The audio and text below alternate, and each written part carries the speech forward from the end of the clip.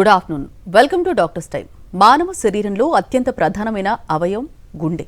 దాన్ని మనం కాపాడుకుంటేనే అది మనల్ని కాపాడుతుంది. గుండె వ్యాధుల్ని అశ్రద్ధ చేస్తే అవి మన ప్రాణాలకే ప్రమాదం. అందుచేత గుండెకు సంబంధించిన వ్యాధులపై అవగాహన పెంచుకోవాల్సిన అవసరం ఎంతైనా ఉంది. ప్రపంచవ్యాప్తంగా ఇటీవల కాలంలో గుండెకు సంబంధించిన వ్యాధులు పెరుగుతున్నాయి.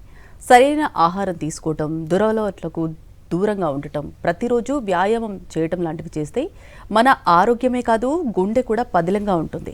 గుండెకు సంబంధించిన సమస్యలపై అవగాహన, గుండె జబ్బులు రాకుండా ఎలాంటి జాగ్రత్తలు తీసుకోవాలి, ఇలాంటి మరిన్ని అంశాల గురించి ఇప్పుడు తెలుసుకుందాం. అలాగే వీటి గురించి మనకు వివరించడానికి మెడికోవర్ హాస్పిటల్ వైద్యులు భరత్ గారు ప్రస్తుతం మన స్టూడియోలో ఉన్నారు. వారిని అడిగి మరిన్ని విషయాలు తెలుసుకుందాం. అలాగే మీరు కాల్ చేసిన నంబర్లు 0402331068 అండ్ 716.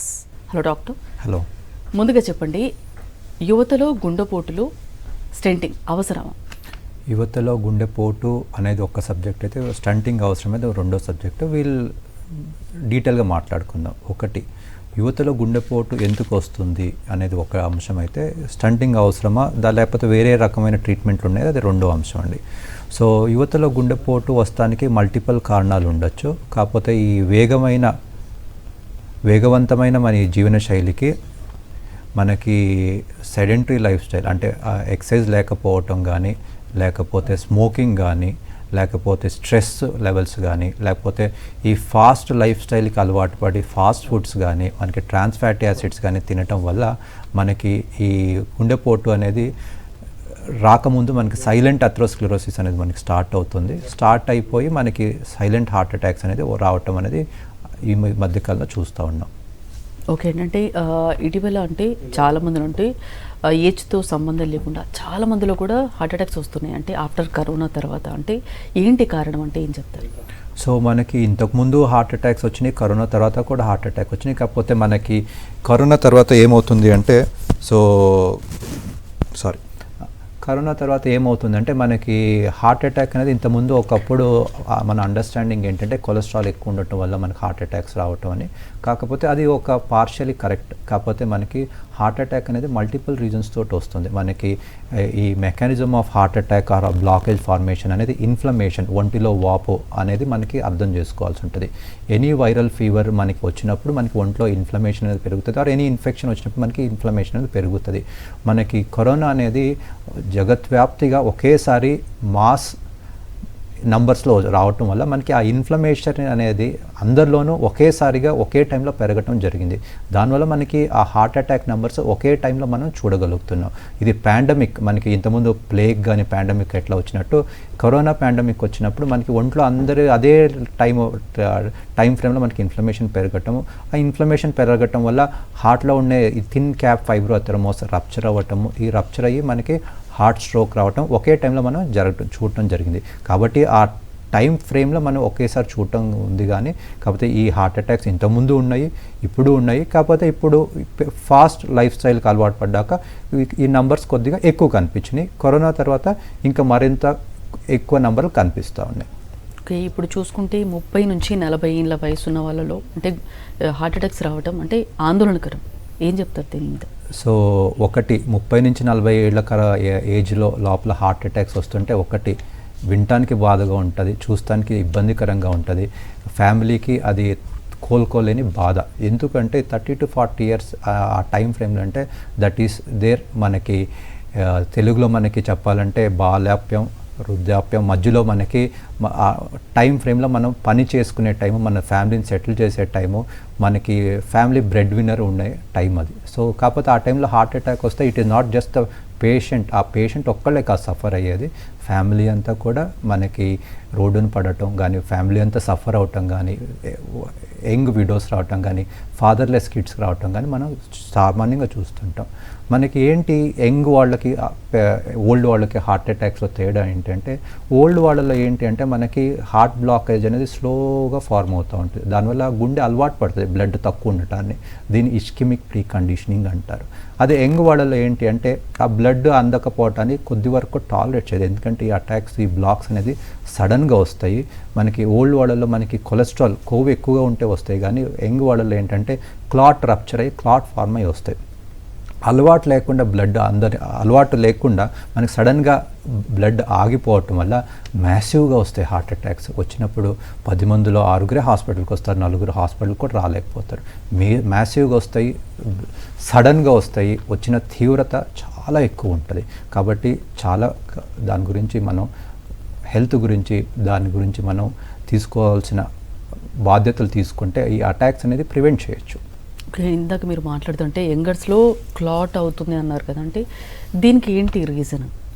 సో మనకి యంగర్స్లో క్లాట్ ఎందుకు అవుతుంది, ఓల్డ్ వాళ్ళలో అవ్వదో లేకపోతే అవుతుందా అవ్వదా లేకపోతే దీన్ని ఏంటంటే మనకి హార్ట్ అటాక్ అనేది లోపల చూసినప్పుడు ఏంటంటే మనకి మేజర్ ఆర్టరీస్లో బ్లాక్ అవటం అనేది ప్లాక్ రప్చర్, ప్లాక్ ఎరోషన్ అంటారు. మనకి ప్లాక్ రప్చర్ అంటే దానిపైన మనకి ఒక వాటర్ ట్యూబ్ లోపల పాచి పడుతున్నట్టు మనకి ఓవర్ పీరియడ్ ఆఫ్ టైం మన ఏజ్ 10 నుంచి పెరుగుతూ పోతుంది. మనకి ఏజ్ ఆఫ్ 90 అప్పటికి ఆ పాచ్ అనేది మనకి కొలెస్ట్రాల్ పాచ్ అనేది 90%, 95% వరకు వస్తుంది. అప్పుడు కాలక్రమేణా వాళ్ళు చనిపోతుంటారు. అదే మనకి యాక్సిలరేటెడ్ అథెరోస్క్లెరోసిస్, ఈ younger generation fast food, sedentary life style, smoking are inflammation like infections, recurrent infections వచ్చినప్పుడు ఏంటంటే ఇన్ఫ్లమేషన్స్ పెరుగుతాయి.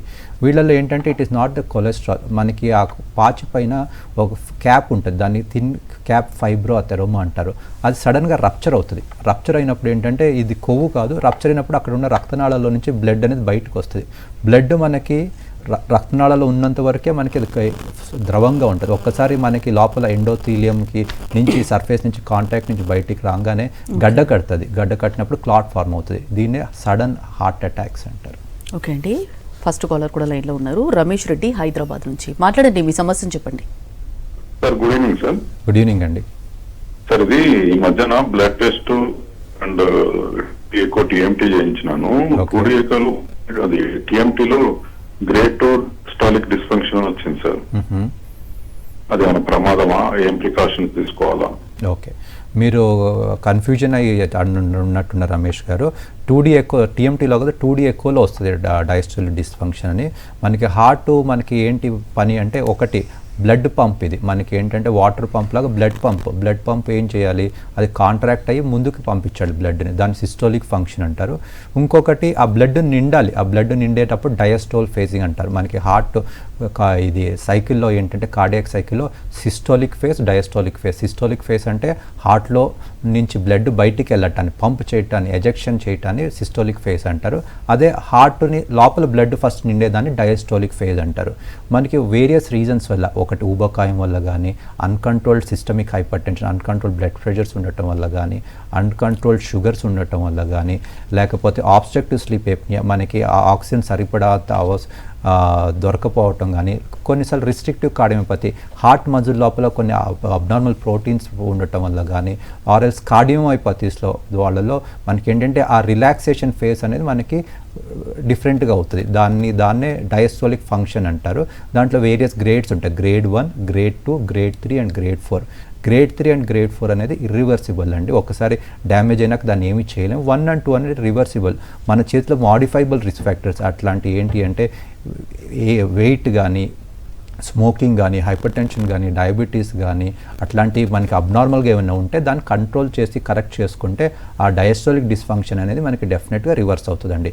దీనికి భయపడాలంటే ఇది ప్రాణానికి ప్రమాదమైనది కాదు, కాకపోతే దీని నుంచి మనకి రివర్స్కి వెళ్ళేదానికి అవకాశం ఉంది. దాన్ని ఏంటి ప్రాబ్లం అనేది మీరు మీ కార్డియాలజిస్ట్ని కనుక్కొని చూసుకొని దాని తర్వాత దానికి తగ్గ ట్రీట్మెంట్ చేసుకుంటే యూ కెన్ బికమ్ బెటర్ అండి. ఓకే, ఇప్పుడు హార్ట్ అటాక్ వచ్చిన ప్రతి ఒక్కరికి కూడా అంటే స్టెంట్ వేయాల్సిందేనా? మంచి క్వశ్చన్.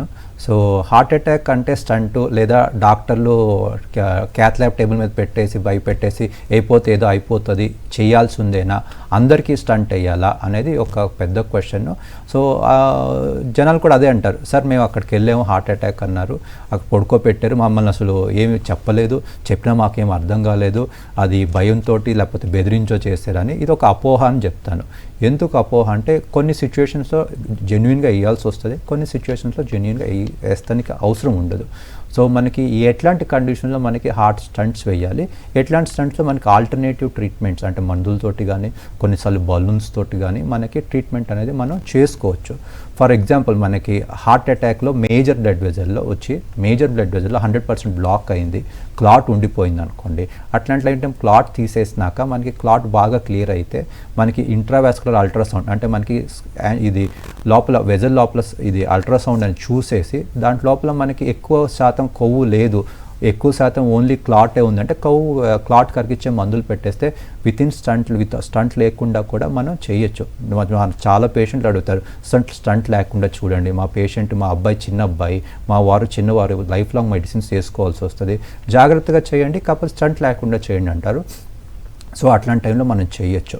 ఇంకా కొన్నిసార్లు ఏమవుద్ది అంటే మనకి అక్కడ మళ్ళీ రక్తనాళంలో ఎక్కడ మనకి అటాక్ అయ్యి కాజ్ చేసి ఉంటుందో క్లాట్ తీసేసినాక ఇంకా మనకి టిష్యూ ఉంటుంది, ఆ టిష్యూ రీగ్రో అవ్వకుండా మనకి కొన్నిసార్లు డ్రగ్ ఎలూటింగ్ బలూన్స్ అంటారు. మనకి ఏంటంటే అక్కడ కణాలు మళ్ళీ పెరగకుండా యాంటీ ప్రొలిఫరేటివ్ మెడిసిన్స్ తోటి వచ్చే బలూన్ తోటి ఒక 2 minutes అక్కడ ఉబ్బించి పెడతాం. సో దట్ మనకి మళ్ళీ ఆ మాంసం అనేది చెడు మాంసం అనేది అక్కడ మళ్ళీ పెరగకుండా ఉంటుంది. సో అన్నిసార్లు స్టంట్ వేయాల్సిన అవసరం లేదు.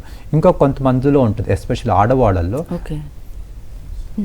ఆడవాళ్ళల్లో మనకి అటాక్ వచ్చినప్పుడు మనకి బ్లాక్స్ ఉండవు, వాళ్ళలో myocardial ischaemia with non obstructive coronary artery disease అంటారు. అంటే ఏంటి, అటాక్ వస్తుంది, ట్రోపోనిన్ అనేది ఒకటి ఎంజైమ్ పెరుగుతుంది, కాకపోతే మేజర్ బ్లడ్ వెజల్స్ ఉండదు, దీంట్లో మైక్రోవాస్కులర్ ప్రాబ్లమ్స్ ఉంటాయి.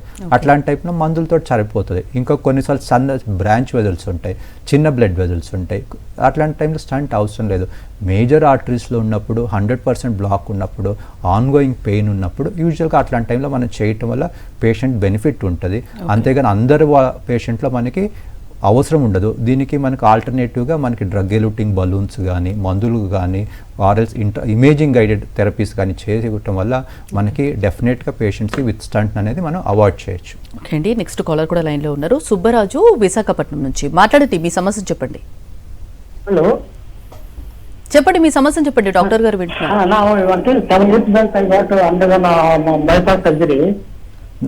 మాట వినిపించలేదు. మీరు టీవీ వాల్యూమ్ మ్యూట్ చేయండి, మ్యూట్ చేసి మీ సమస్యను చెప్పండి. Hello, good afternoon sir.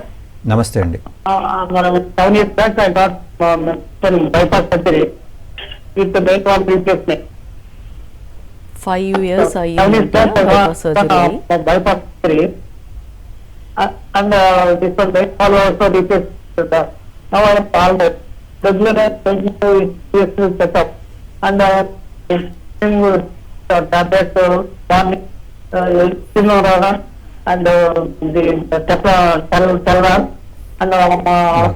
అర్థం కావట్లేదు, వినిపించట్లేదు, సారీ. 5 years అయ్యిందంట బైపాస్ సర్జరీ అయ్యి, సో దానికి అడుగుతున్నారు. బట్ మీ వాయిస్ క్లియర్గా లేదండి. సారీ అండి, దీనికి నేను ఆన్సర్ చేయలేను ఎందుకంటే హాఫ్ ఇన్ఫర్మేషన్. సో బైపాస్ అయిపోయినాక బట్ ఎనీ 5 years బైపాస్ అయిపోయింది. సో యూజువల్గా జనరల్గా ఏం చేసుకోవాలి టెస్ట్లు అంటే, సో ఒకసారి బైపాస్ అయిపోయింది మళ్ళీ రీబ్లాక్స్ రావు అనేది ఒక క్వశ్చన్ అయి ఉండొచ్చు.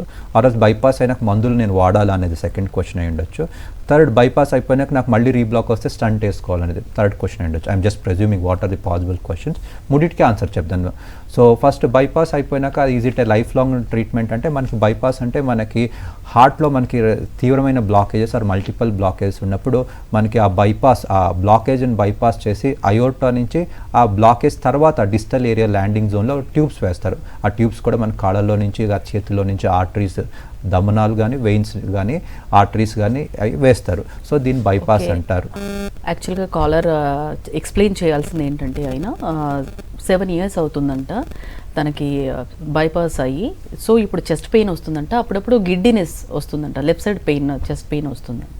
ఓకే, సో అదే మనకి బైపాస్ అయినాక మళ్ళీ రీబ్లాక్ అవుతుందా లేదా, దీన్ని వన్ ఆఫ్ ది సిమ్టమ్స్ ఏంటి అంటే, మనకి నడుస్తూ ఉన్నప్పుడు మనకి చెస్ట్ పెయిన్ రావటము అనేది ఉంటే మనకి యూజువల్గా మనకి బైపాస్ ఇష్యూస్ రావటం కానీ బైపాస్లో రీబ్లాక్లు అయి ఉండటం కానీ ఒకటి ఉండొచ్చు. సెకండ్, ఇంకొకటి ఏంటి అంటే వెరీ గమ్మత్తుగా ఉంటుంది. మనకి బైపాస్ అనేది లీమా అంటారు, లెఫ్ట్ ఇంటర్నల్ మెమరీ ఆర్టరీ అంటారు. అంటే మనకి ఏంటంటే ఇక్కడ భుజం దగ్గర ఉంటుంది ఆర్టరీ, అక్కడి నుంచి ఎల్ఏడి దానికి వేస్తారు.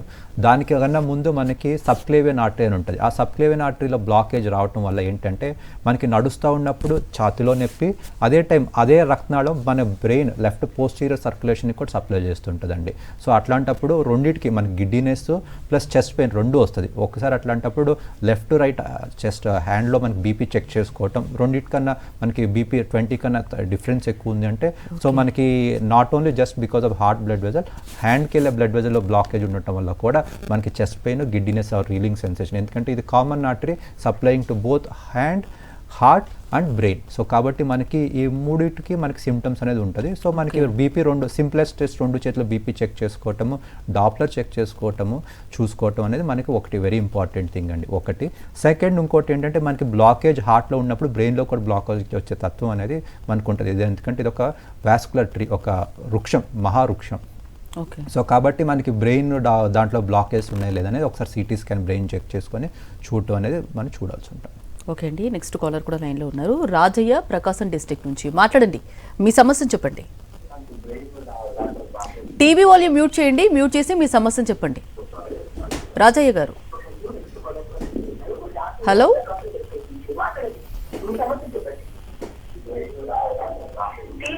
టీవీ వాల్యూమ్ మ్యూట్ చేయండి, మ్యూట్ చేసి మీ సమస్యను చెప్పండి, లేదంటే కాల్ డిస్కనెక్ట్ అయిపోతుందండి. మాట్లాడండి.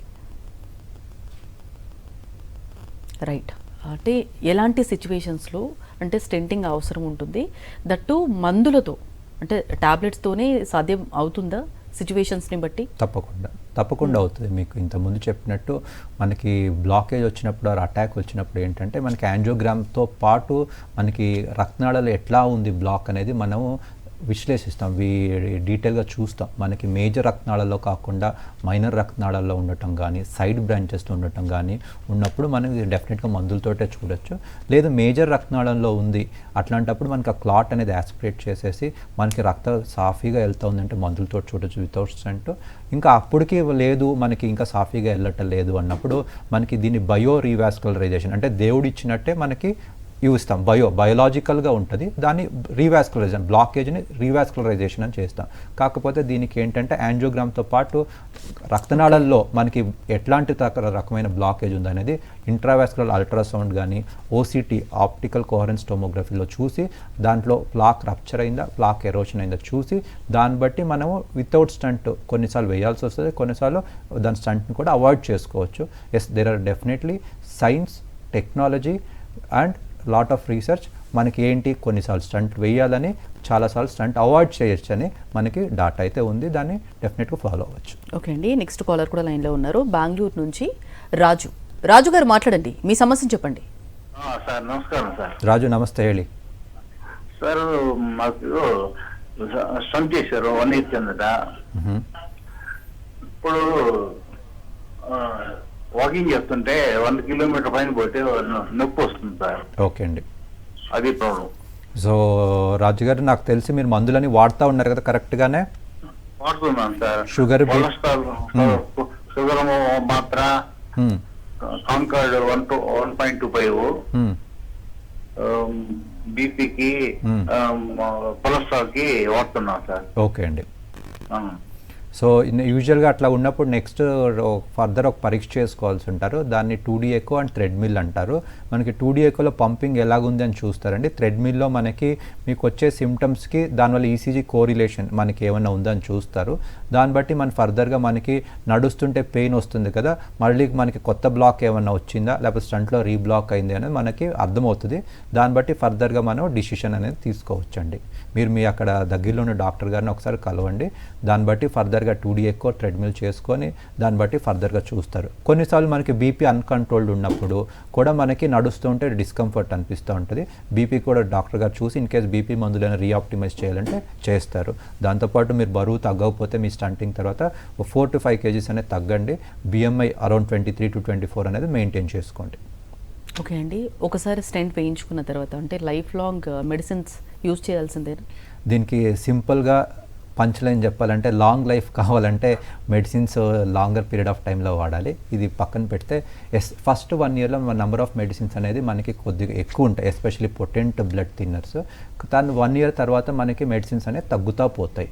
ఒకటి.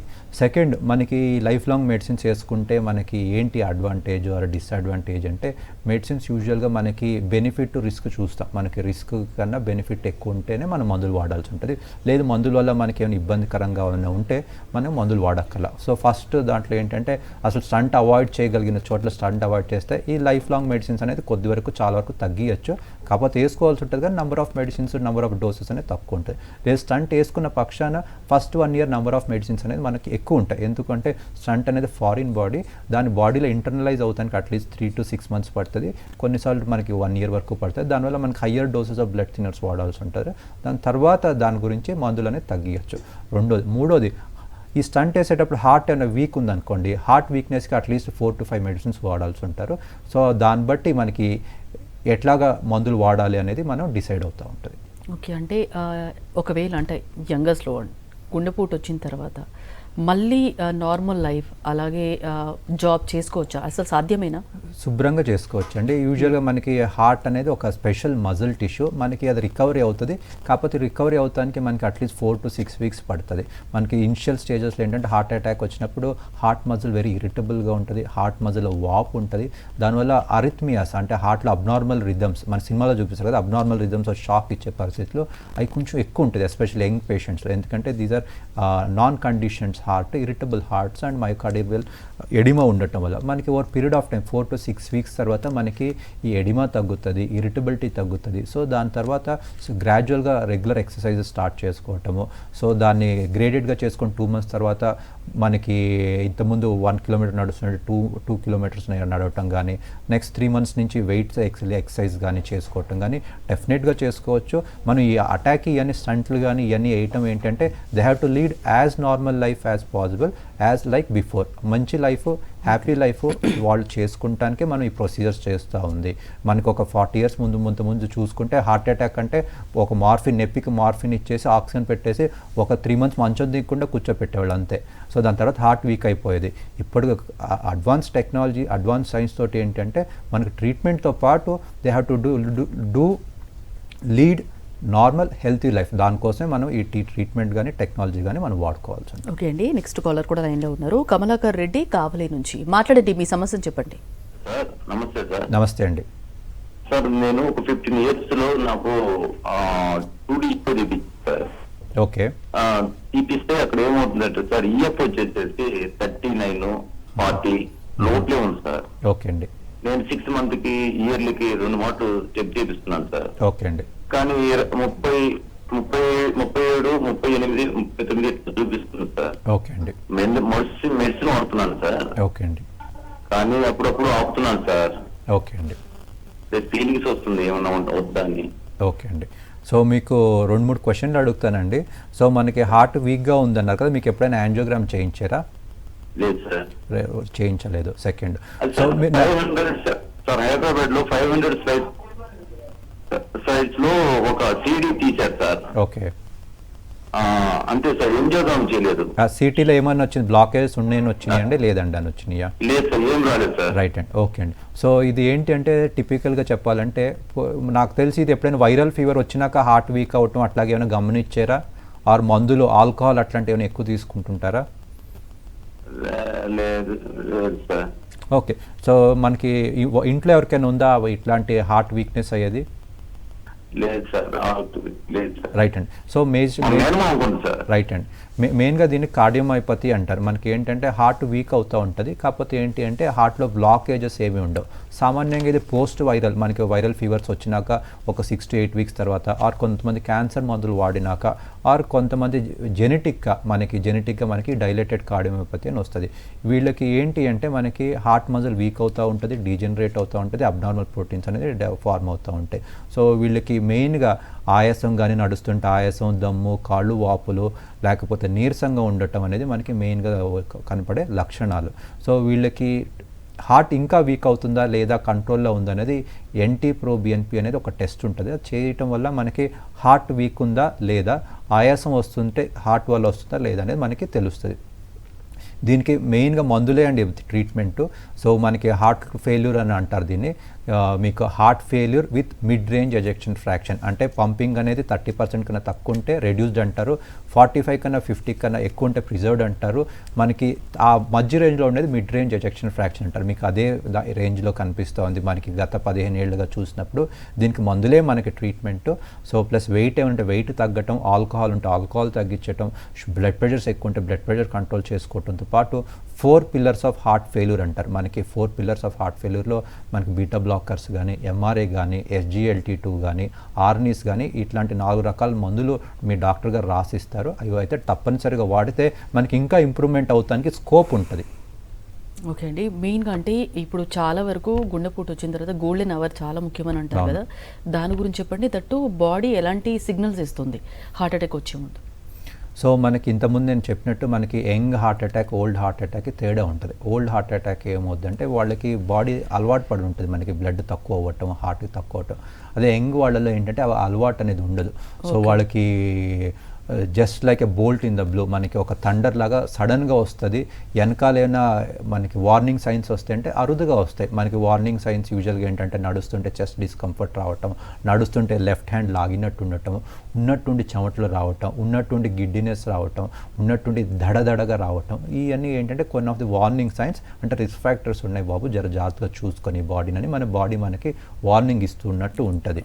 సో మనకి next coming to golden period or golden hour అంటే ఏంటి అంటే మనకి హార్ట్ అటాక్ వచ్చినప్పుడు హార్ట్ మెయిన్ రక్తనాళంలో బ్లాకేజ్ రావటం వల్ల, క్లాట్ రావటం వల్ల మనకి బ్లడ్ అనేది అసలు అందనప్పుడు ఏమవుతుందంటే మజిల్ అనేది డ్యామేజ్ అవుతా పోతుంది.